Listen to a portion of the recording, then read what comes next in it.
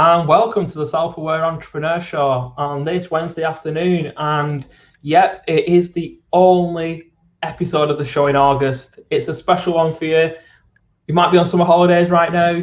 You might be actually working hard and planning to go on holidays later in August. And these months of the year, it doesn't matter for so many of us who've gone through the English school system. This is when the summer holidays are. And that still lives in organisational culture throughout the UK. You are on holiday in August and you're putting your feet up. But today, I'm actually bringing you an episode with someone I've been looking to get on for quite a while. And she's joining me here today, which is an absolute privilege. And that guest is Annabelle Beckwith. And Annabelle is the founder of Yara's Journeys.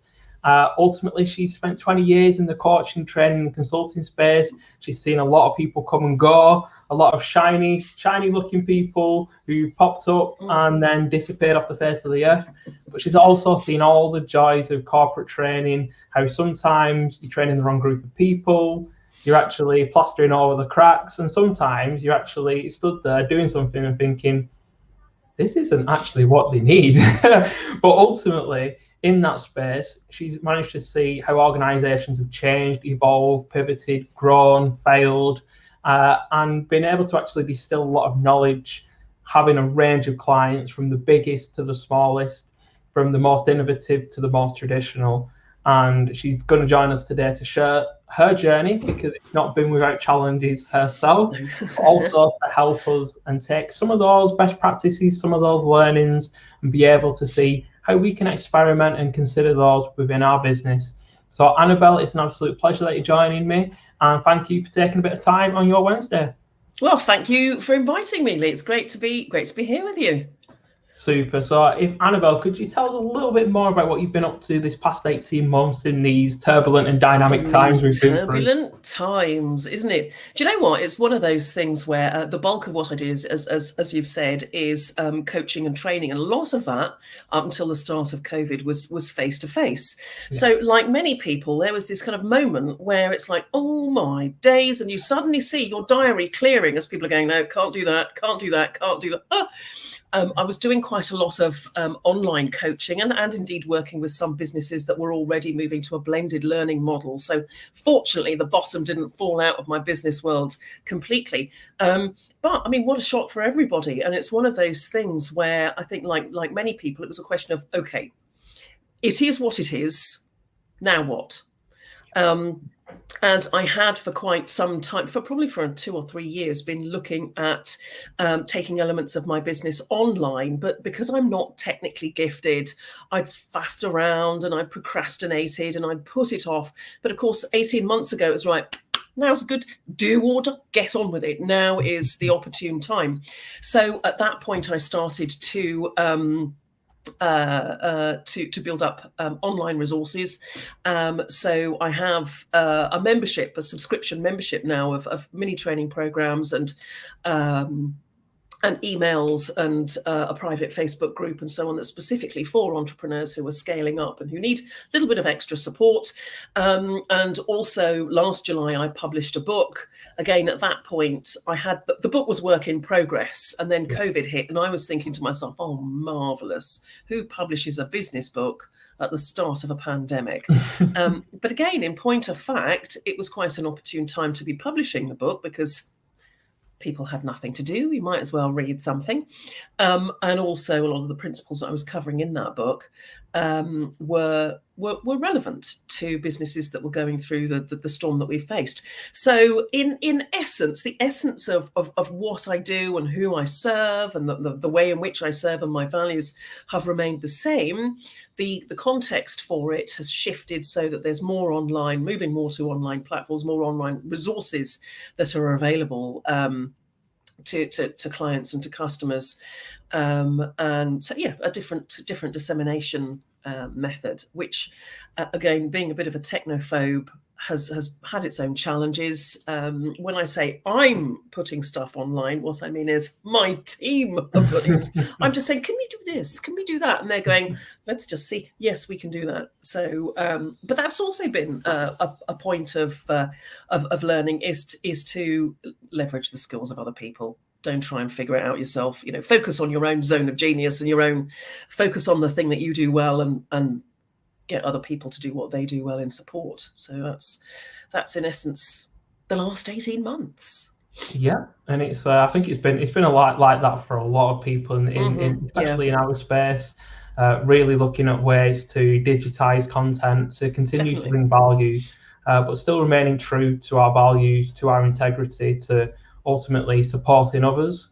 And so often our clients have had changing needs over the past 18 months that have moved in all different directions, and really given us a chance to hone our skills as well, and being quite dynamic and agile as coaches and consultants is actually quite increasingly important. And also being aware that the ability, like you said, to leverage the skills of others. A lot of us are multi-talented. A lot of us are, I suppose, like omni-interested in a lot of different areas, and bringing that together. But still definitely a lot of space for us to be able to see how we utilize the value and the skills of others, because those strengths are ultimately what amplify our work in different ways and allow us to actually access different channels. But what I want to actually talk about, Annabelle, is dig a bit deeper into that journey. So you're helping a range of clients. You're very passionate about scale ups and helping navigate the pitfalls and the challenges that businesses so often face at that step. So where is the passion for that ignited from your journey? Do you know what? I think it's probably from like the very right. Okay, so there hasn't been a kind of aha Damascus moment where I thought, that's it. It's almost like it's kind of crept up on me, and it's kind of evolved. But one of my first jobs when I was in my 20s, which was like nearly 30 years ago, was working for an entrepreneur, a lady called Leslie Mackenzie Robb, who had set up her own business, working from her kitchen table. It was corporate communications. Back in the day then, it was making corporate marketing videos, and the internet was in its infancy. Yeah. So it was CD-ROMs, and I'm really betraying my age here.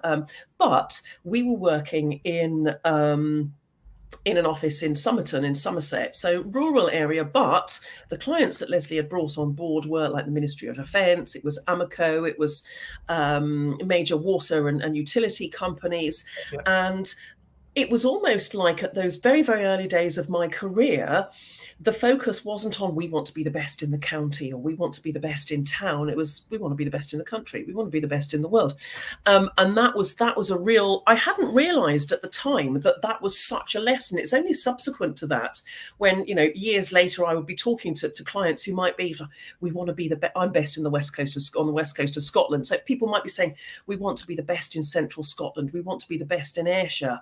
And that was alien to me because I thought, crumbs, Leslie didn't do that. My kind of stomping ground was, we're going to work with major companies. So it was that type of thing got me thinking about the mindset of leadership and the mindset of business growth. And so I had quite an early experience of entrepreneurship. I also, when I first moved to Scotland, I ended up working for an entrepreneur, and it was just an absolute nightmare. So, this guy had a Walter Mitty complex. It was like, I don't know. Did you think he was Richard Branson? And he was. It was just a nightmare, and ended up leaving there. And it was a dismal experience. But that was also a thing that one of my best bosses was an entrepreneur. One of my worst bosses was an entrepreneur. Go figure what was going on with those two different scenarios. So that was one thing. And then that kind of paused for a few years as I started to work as an associate trainer and coach working with large corporates. And the thing that really, again, this creeping process of evolution, the thing that really struck me there working with leaders at all levels. So it might have been people who were stepping up into their first leadership role, their first line manager role, their first supervisory role. It might be, in more recent years, somebody who was stepping up to a C-suite role, to a senior role, and it was. I started to notice that there's patterns of behaviour going on here. So I might be working with a company in Glasgow and think, that's it. Oh, look at that. Oh, that's interesting. And then be working with a company in London. You think, look, look, it's happening here as well. And then be over in the States thinking, Yeah. oh my days, here too. And then in Saudi Arabia, and then in Malaysia, and then like any sector, anywhere in the world, any size of business, any level of leadership, the same things started to happen. And I then started to think, these are principles now. This is happening so often, it can't not be true.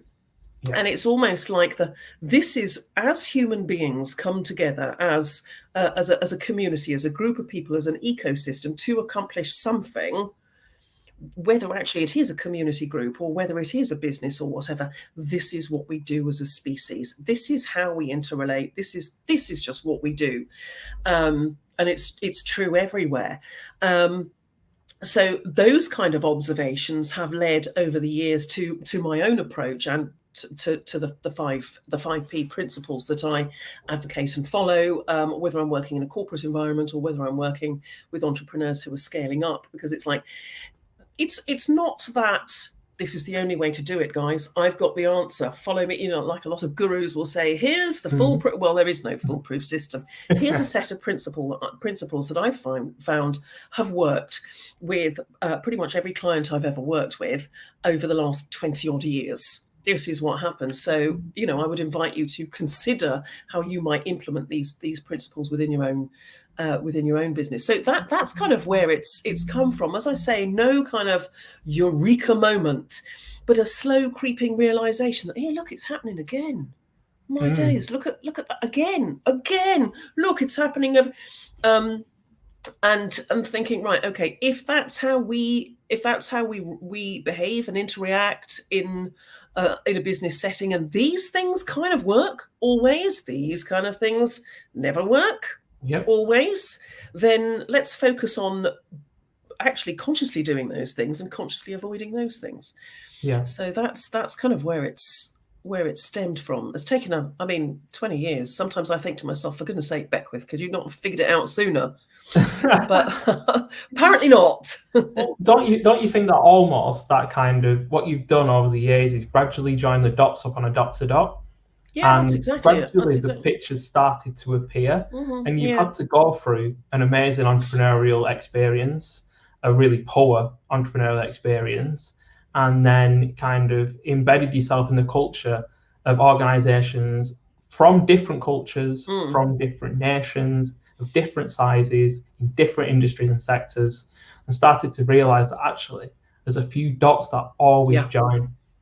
And gradually that's almost created like a bit of a blueprint, a bit of a picture for you to think, in 20 years, this is what I've managed to glean, and these dots always join up.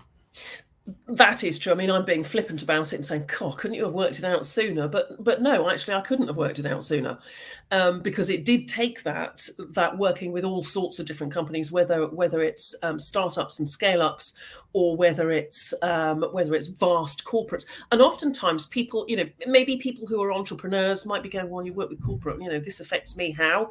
Well, actually, when you're let's say you're an aspiring leader in a corporate environment, and what you're looking to do is move up the leadership ladder. You are looking to climb within an infrastructure that already exists. When you are building your business, it's almost like you are building that structure below you. So there's still a structure, and there are still principles involved in that structure, and the way that the people who are involved, how everybody's positioned, your organizational flow, the processes and systems that you have. It's just a slightly different context. You're either climbing a ladder that already exists, or you are creating the ladder, as it were. Yeah. And again, when it comes to mindset as well, the same sort of imposter syndrome that often plagues scale-up entrepreneurs, and I've struggled with, everybody struggles with it, as you look around at everybody else and think, oh, look, they've got it all figured out. Look at their slick marketing. Look how they've got it all figured out, and I'm just that swan that's going under the surface, and I'm just pretending. Well, everybody is pretending to a degree. Nobody's got it figured out. We are all, when when we're comparing ourselves in this unfavorable way to somebody else, we are always comparing our inside to somebody else's outside. That is never going to be a fair comparison. So if that's what you're doing, please stop, because it's not doing you any favors. But the same thing applies in a corporate environment. And I can't tell you the number of people who I've coached, even at a really senior level within an organization, who are hesitant about things, who are thinking, today's the day they find me out. It's just part of the human condition, and this, in terms of our mindset, to my mind, we have to acknowledge that and work with it, recognize our own fallibilities as well as our own areas of strength and genius, and work with both, and also recognize those in other people, in our teams as we're growing them as entrepreneurs, or or coaching teams, or working within a corporate environment, and so on. But work with it, recognize these principles, and leverage them, rather than pretending that they don't exist, because you're fighting a losing battle if that's what you're trying to do. Yeah, and if you kind of look at those P's, obviously self-awareness plays quite a big part in quite a few of them. And as we kind of look, it's okay to admit that you're continually learning on this journey. Yeah. And it's so easy to get to a position where, when you're kind of creating the ladder below you, you almost feel like you should be the master craftsman, and every rung should be polished. And ultimately, even if you look at those corporate ladders, which are, they have been kind of renewed over time and been varnished and been shined up and gradually been added to. But ultimately, everything starts off as, I suppose, a stool that you've crafted and pulled up to the table. Exactly that. You evolve that over time. Yeah. And that's something that you'll have seen in your journey as well. But what I want to ask you, Annabelle, is what are some of the challenges that you've had as you've become more self-aware on that journey? Do you know, I think one of the biggest things has been imposter syndrome and self-awareness, because I think it's one of those things that oftentimes we're acutely aware of what we're not good at, and what we will tend to do is look at other people who are good at the thing that we're not good at and think, oh, look at them, they're so brilliant at marketing, or they write copy so flawlessly, and we forget the stuff that we can do. So there is that thing about, right, okay, I either need to brush up on my copywriting skills, or get somebody else in that can leverage somebody else's skills there, but also to recognize what we can do, what we do have, and not to compare ourselves to other people. Which again, as human beings, that's what we do. As human beings, we survive as being part of a social group, where we will inevitably, walk into a room and we're immediately subconsciously thinking, oh, who am I likely to get? Oh, they look a bit pot. Oh, I better not go over there. They look as though they might be, up there on this, and I'm a little, or oh, I don't want to be talking to. Do you know what I mean? It's that we are subconsciously doing that all the time. But you've got to stop doing that. So the whole mindset piece, I think, for me was a huge thing. And back when I first started my business, like 20-something years ago, it's almost like I was looking at. I didn't see myself as an entrepreneur, because when I was at school, an entrepreneur was somebody who lived in the 1800s and made iron, or steel, or something. It was like these guys in the Industrial Revolution. And then when I was in my 20s, women tended not to be entrepreneurs. You might, if you were very pretty and thin, marry an entrepreneur, but so I never considered myself in that category. So getting into the headspace of, actually, I've got a level of control here. I can create something that is valuable and worthwhile, and that is putting something out there, and I don't need anybody else's permission to succeed. That was probably the biggest single thing, actually, over the years. Massive feeling that all of a sudden, I suppose the identification of being an entrepreneur is something that has moved, and I suppose in even recent years has been glamorized and turned into this, this amazing concept, when actually it's not for everybody. It's quite a risky proposal, and you might actually see yourself as a business owner or as a leader. Yeah. or there's a lot of different ways to look at it. And like you said, it wasn't that long ago that entrepreneurs were you were like the magnate, weren't you? That's how it was seen. You are this industry magnate. This is what an entrepreneur is. This traditional, very very rigid, usually white male, almost exclusively white male, leader of this big business, and quite Americanized in that approach as well. In some ways, it's been liberated, but now it's been kind of taken to the side and been taken away by these people who almost like self-title themselves as this, and then use that as a position of privilege to say that's how everyone else should do it as well. Yeah. And what's great about your work is it actually looks to liberate entrepreneurialism and the word entrepreneur back from those who wish to control it, back to people who are doing great work every day. I would like to think so, and I am passionate about this thing about like whether call yourself what you want. I mean, let's face it, I'm not a big fan of people who say I'm an edutainer, who make up words because that's just great. But call yourself chopped liver, call yourself whatever you want. Mm-hmm. But the critical point for me is that you get to decide. You get to decide. Yeah. Self-employed, call yourself that. Business owner, call yourself entrepreneur, chief exec. You get to decide. Nobody else has a right to say, no, I'm sorry, Annabelle, you're not an entrepreneur because you're not doing, yeah, I am, or a consultant, or whatever you want. You get to pick your label. So this is the critical thing about choosing to define yourself rather than accepting the labels that other people want to put upon you. And this is one like within, and we've mentioned the 5 Ps a couple of times. So just quickly, in case people go, what the hell is she talking about? Mm-hmm. The five Ps are personal, purpose, people, process, and paradigms. So all to do with your business. But the first thing is the personal journey of the entrepreneur. So the whole self-awareness piece comes into that. And for me, that is absolutely about the entrepreneur deciding who they want to be. What do they want out of life personally? Not saying, right, let's start with your business plan. No, don't start with your business plan. That's the worst place to start with who you are and what you want to achieve out of life so that you can ensure that you are building a business that actually meets your personal aspirations and not find yourself in this hellhole where you've accidentally traded your 9 to 5 for somebody else for 24/7 in your own business that's turned into a monster that you have to keep feeding. It's like Little Shop of Horrors. You've got to keep feeding this creature that won't stop you.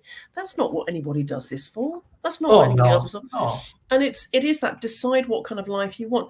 And one of the things that actually earlier on in my own journey annoyed me somewhat was this idea that was put about there that it's about the hustle and the grind. You've got to make sacrifices. You might lose relationships. You'll lose sleep. Says who? Mm-hmm. I mean, part of the reason that my business is called Yara Journeys, there's a whole other story about the Yara thing, but Journeys is that for me, and I passionately believe this, it's not just about achieving a result. It's about enjoying the journey. It's about having, delivering something of value on the journey itself.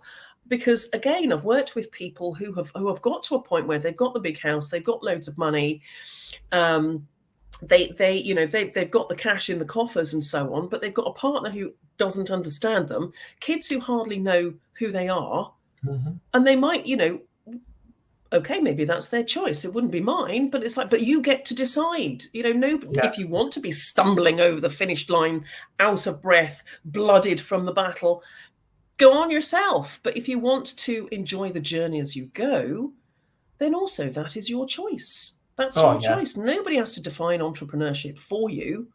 It's your journey. It's your business. Yeah, it's so powerful, isn't it? And that all stems from that permission piece. Because people are constantly searching outside of themselves for permission to actually plan it themselves. And they kind of go out there so often at that quite often a vulnerable point of starting a business. Yes. And they are told, you need a business plan, you need forecast, you need to strategize. Very rarely do people actually say, well, before you start with your profit and loss accounts and your balance sheet and your leadership strategies, why don't you create those for yourself? Yeah. So you can see where you want to forecast your business towards. Yeah. And it's amazing because you'll speak to leaders and they'll be doing strategic things every day, looking at this business ecosystem and utilizing all those methodologies in the business. Ask them, have you used these for yourself to create your own personal strategies, to actually look at your own human balance sheets, to look at your own personal profit and loss accounts, and start to look at, ultimately, what tax are you paying? Yeah, absolutely. What a great way of putting it. Yeah. Yeah, and it's funny because all of a sudden it so often just clicks that let's just look and utilize these skills that I use in my business on myself first, that help me to then shape and cultivate my own journey, because more people don't realize they can be the author of their own book, the chiseler of their own statue of where they want to be, and you don't need that permission. And unfortunately, we've grown up in a culture where we're searching outside ourselves all the time, so much external, that we don't even learn how to give ourselves permission internally.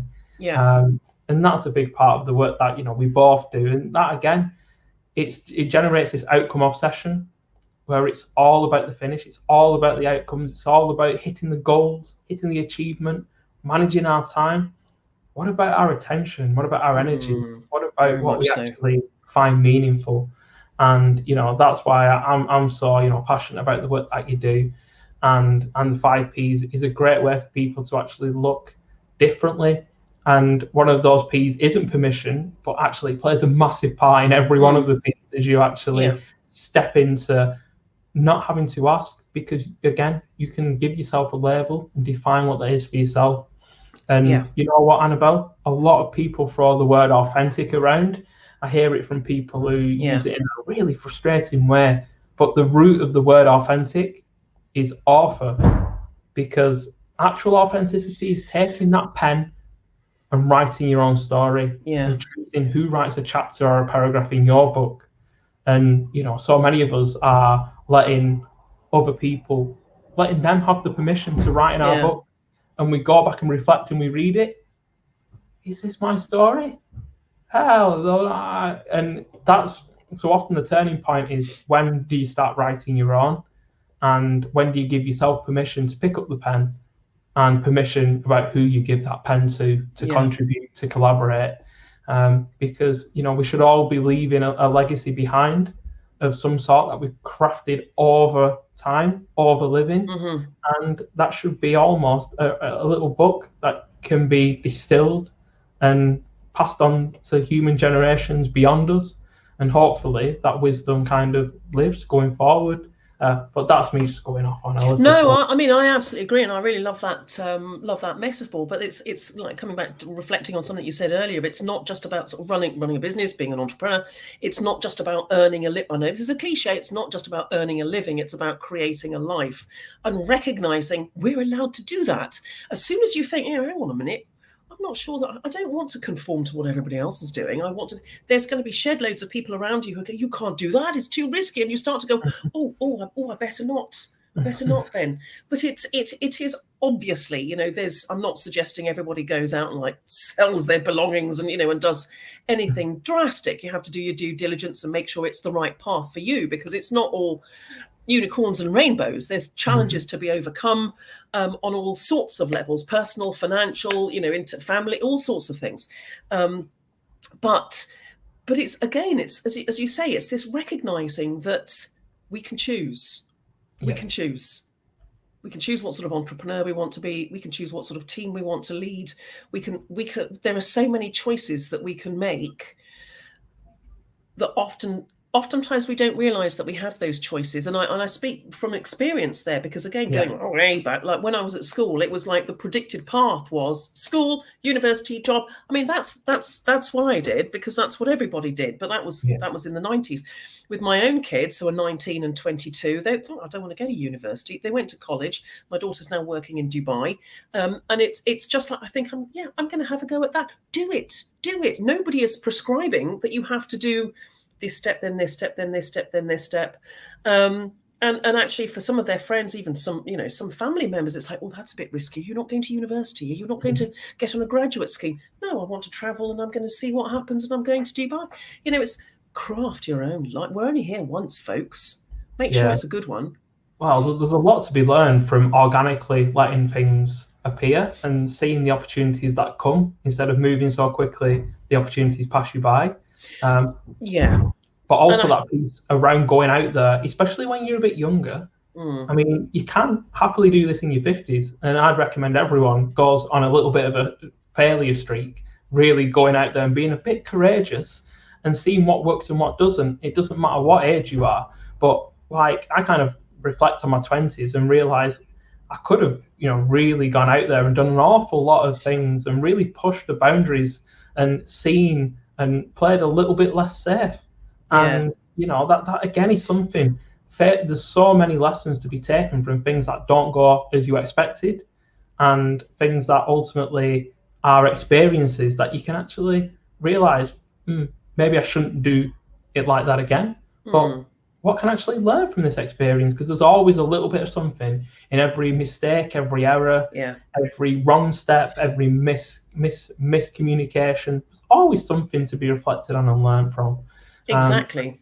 And I think that Annabelle, ultimately, the advice that you've kind of imparted on the show is really powerful. I think a lot of people kind of take that permission aspect, that really looking at the interconnected aspects of their journey as well, and starting to see some of the patterns, because the patterns are there, but they're not there if we're not looking for them. As human beings, we don't see patterns that we're not trying to focus on, and that's why your work's so powerful, because it helps people to almost start to recognize those patterns from their past and how they can actually start to utilize a system that can get them looking at how to create those patterns that are connected in the future. And that's why I definitely recommend for those out there who've really resonated with this episode to actually look a bit more into Annabelle's work, at which point, Annabelle, can tell people a little bit more about where they can find you, the name of the book. Yes. As by absolute coincidence, cough, cough, here it is. Here it is. There we are. Get your P's in a row.